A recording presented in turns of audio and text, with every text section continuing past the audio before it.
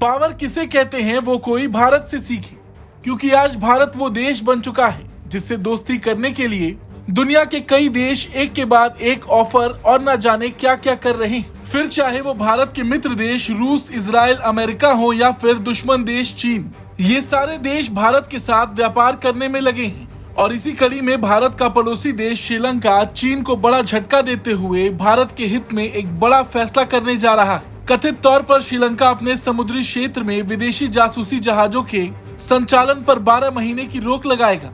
यानी चीन के रिसर्च और स्पाई यानी जासूसी जहाज अब पहले की तरह श्रीलंका के बंदरगाहों पर नहीं रुक पाएंगे।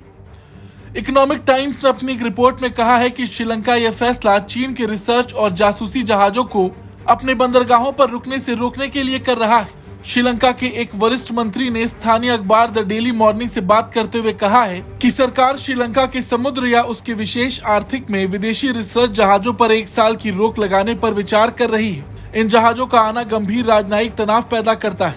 2024 में चुनाव भी होने वाले हैं। इस तरह के जहाजों का आना क्षेत्र और श्रीलंका के लिए बेहद विघटनकारी हो सकता है, क्योंकि सरकार दबाव में आ सकती है। इसलिए हम विचार कर रहे हैं कि इन पर 1 साल या उससे भी अधिक समय के लिए रोक लगाया जाएगा।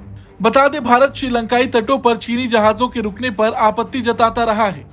इस वजह से दोनों देशों के बीच राजनयिक तनाव भी देखने को मिलता है।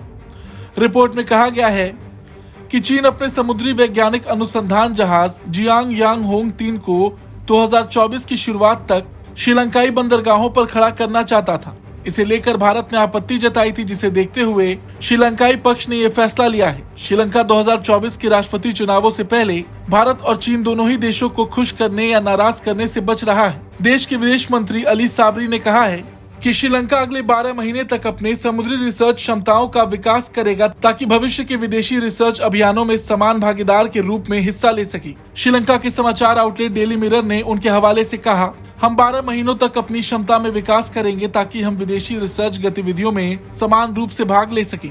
इसी साल अक्टूबर में श्रीलंका ने चीन के खोजी जहाज शिंगयान 6 को अपने एक बंदरगाह पर रुकने और रिसर्च करने की अनुमति दी थी। चीन इस तरह के रिसर्च जहाजों, जिसे जासूसी जहाज कहा जाता है, का खूब इस्तेमाल करता है।